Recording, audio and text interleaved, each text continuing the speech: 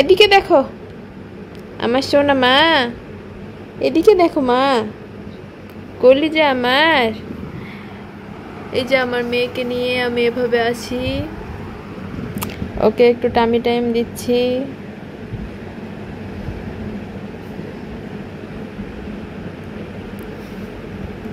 সবাই মাশাআল্লাহ বলতে ভুলবেন না।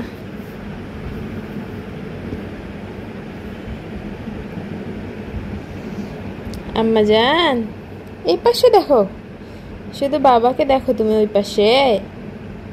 এদিকে দেখো মা, এদিকে দেখো, এই দিকে দেখো, এই দিকে দেখো, এই দিকে দেখো। আসসালামু আলাইকুম, আশা করছি আপনারা সবাই ভালো আছেন। আমরা আল্লাহ তাআলার অশেষ রহমতে আলহামদুলিল্লাহ ভালো আছি। আজকে শুক্রবার, সকালে বাইরে থেকে পরোটা নিয়ে আসা হলো। পরোটা খেয়ে আজকের দিনটা শুরু হবে। আপনাদের ভাইয়া বাসায় আছে যেহেতু শুক্রবার। পরোটা খেয়ে আমি রান্না বান্না করবো, কাজকর্মগুলো করবো, ও বাবুকে নিয়ে রাখবে।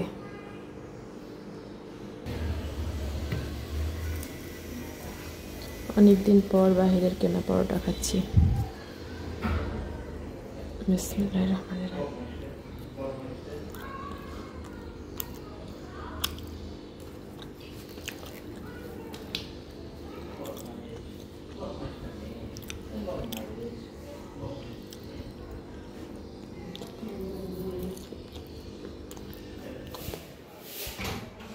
কিছু টুকটাক কাজকর্ম করে নিয়ে বাবুকে গোসল করিয়ে দিলাম। তোমার গোসল হয়ে গেছে? গোসল করছি তুমি? গোসল গোসল সোনা পাখি, গোসল করছ? আজকে শুক্রবার, তাই ভাবলাম যে একটু গরুর মাংস পোলাও করি। ঝটপট রান্নাটা করব, হাতে মেখে প্রেসার কুকারে বসিয়ে দেব। এখন আমি রান্নাগুলো খুব সহজভাবে কিভাবে করা যায় সেটাই সারাক্ষণ ভাবি, যে অল্প সময়ে কিভাবে রান্না করব, কিভাবে আমার মেয়েকে একটু বেশি সময় দেব। আমার কাছে মনে হয় মেয়েকে দূরে রেখে রান্নাঘরে সময় দেওয়াটা উচিত না এখন আমার। সেজন্য আমি খুব তাড়াতাড়ি রান্নাটা করার চেষ্টা করি। আমার মেয়ে গলার আওয়াজ হয়তো শুনতে পাচ্ছেন, ওর বাবার কাছে আছে।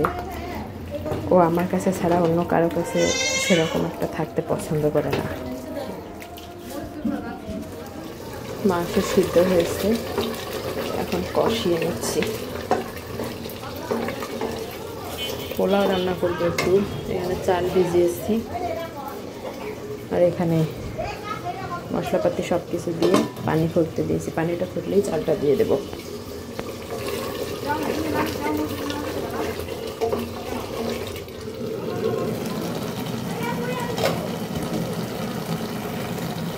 প্লেন পোলাও রান্না করছি, হয়ে গেছে, আর 5 মিনিটের মধ্যেই হয়ে যাবে। আমার রান্না শেষ।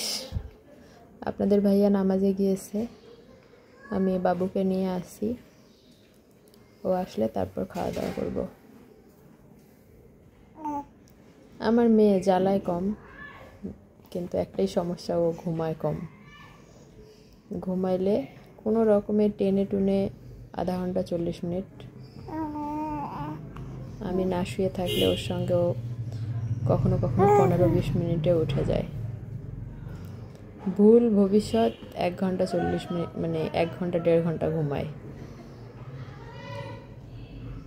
বেশিরভাগ সময় 40-45 মিনিটে উঠে যায়।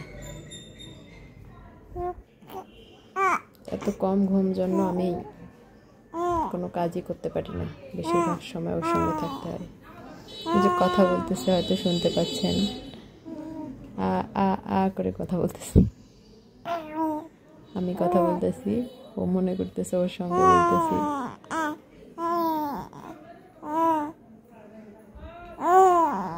কি মা, কি শোনা, কি বলতেছো তুমি? কি বলতেছো, কি বলতেছো, কি বলতেছো মা? এই হচ্ছে আমার তরকারির ফাইনাল লুক। আলু দিয়ে গরুর মাংস, আমি পছন্দ করি, আপনাদের ভাইয়াও, সেজন্য আলু দিয়েছি। পোলাও, তাড়াহুড়া রান্না কেমন হয়েছে জানি না, এখন খেতে পারি। মেয়ে ওর বাবার কাছে আছে, আমি ভাতটা খেয়ে নেই। আমি খেলে ও খাবে, কারণ ও কান্না করে খেতে বসলে দুজন একসঙ্গে তখন নিতে পারি না, করলে এজন্য একজন আগে খাই, তারপর আরেকজন খাই। গরম ধরা যাচ্ছে না। বিসমিল্লাহ। বিকেলে একটু বের হলাম আমার মেয়েকে নিয়ে, একটু হেঁটে আসব। আসার সময় কিছু কেনাকাটা আছে বাজার থেকে, সেগুলো করে নিয়ে আসব। সারাদিন ঘরের ভিতরে বাচ্চা বোর হয়ে যায়। যারা আমার মেয়ের ফেস দেখতে চাইছিলেন তাদের মনের আশা হয়তো পূরণ হয়ে গেছে।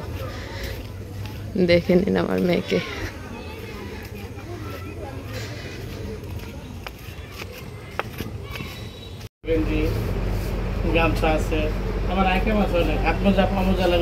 না না, পরে আসবো।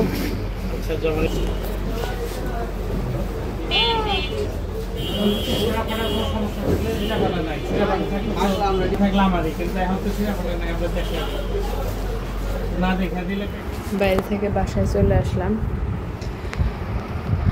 মেয়ে যেহেতু ছোট তাই বাইরে কিছুই খাওয়া হয়নি। আমার মেয়েকে কথা বলতেছে, এখন পেয়ারা খাচ্ছি।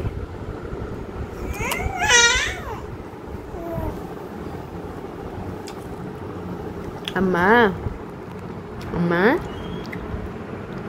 কি করো তুমি? পাখি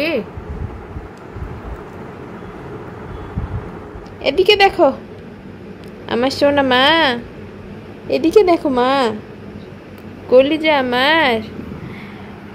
এই যে আমার মেয়েকে নিয়ে আমি এভাবে আছি, ওকে একটু টামি টাইম দিচ্ছি।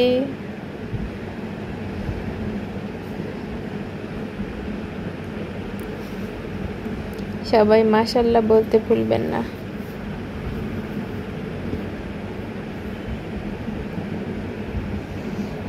আম্মা জান, এই পাশে দেখো, শুধু বাবাকে দেখো তুমি ওই পাশে। এদিকে দেখো মা, এদিকে দেখো, এই দিকে দেখো, এই দিকে দেখো, এই দিকে দেখো।